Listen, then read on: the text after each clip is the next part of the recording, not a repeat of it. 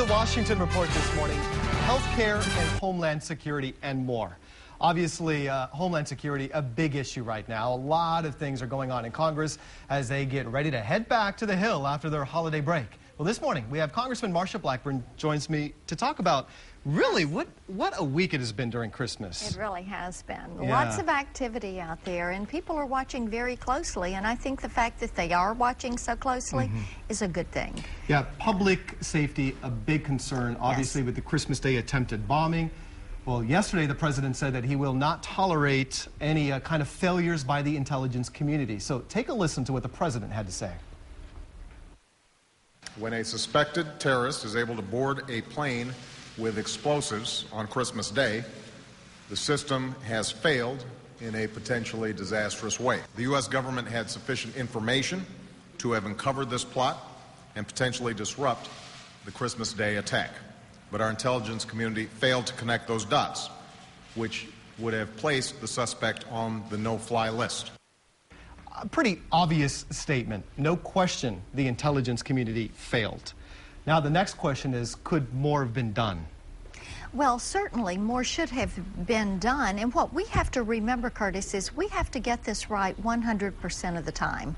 The terrorists only want to get it right once, and that is a lesson that we should have learned, certainly from the first World Trade Center bombing and then from the September 11th attacks, and the fear and the angst that comes with this type of attack having sought to have been perpetrated, having what we know now on the backside. Certainly the president is correct in saying that more should have been done.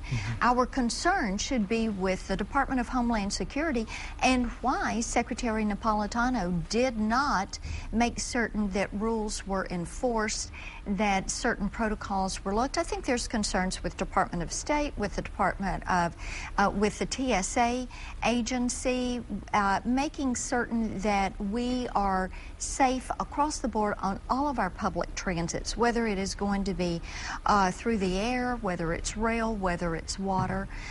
Certainly more attention to detail needs to be paid. Not new regulation necessarily, not new enforcements, but enforcing what's there. What is there. Yeah.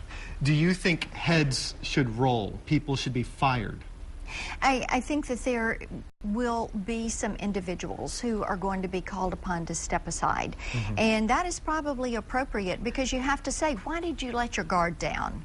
Yeah. We should know that when you receive this kind of intelligence and this kind of warning, why in the world would you let your guard down? Why would you not put this individual on a no-fly list? Who made the decision to allow someone who doesn't have a passport to board that USA-bound plane? And those individuals that were on that plane, you know that they're so grateful that it wasn't the systems that worked. It was the individuals on that plane that said, you are not going to take this plane down, and they took matters into their own hands. After 9/11, I think passengers are way more alert than ever before. Very much so. Obviously, too, what a failure when your own father says, there is something wrong with my kid, and he still gets on a plane headed for the U.S. And I don't think we've had a satisfactory answer from the Department of State yet as to why this was not addressed. Once that father had come in and said, please be aware, I am very concerned about my son. I'm concerned that he has been radicalized. I'm concerned for what I'm hearing from him. Your own dad saying this. Right. And now I think we should all be concerned for that dad and whatever he may be facing out there. This is it is a very, very serious situation. It is a very serious breach. More attention from Department of State, from the administration. They really let their guard down, and I think that because of that, you have individuals that have been placed at risk. We don't have much time left, so we're going to make it brief. Another big topic, health care. Yes. What's going on? The conference committee, they are siding with just having Democrats and only a very few people. It is not a traditional conference committee.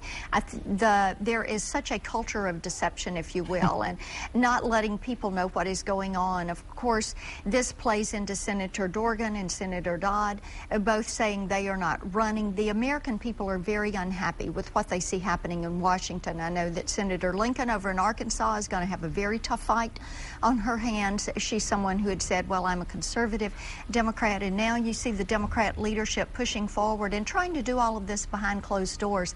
The American people are standing up and saying, I'm not going to have it. All right. They're very upset with it. Thank you. Congresswoman Marsha Blackburn here in the studio, and we'll be right back, everyone. Stay tuned.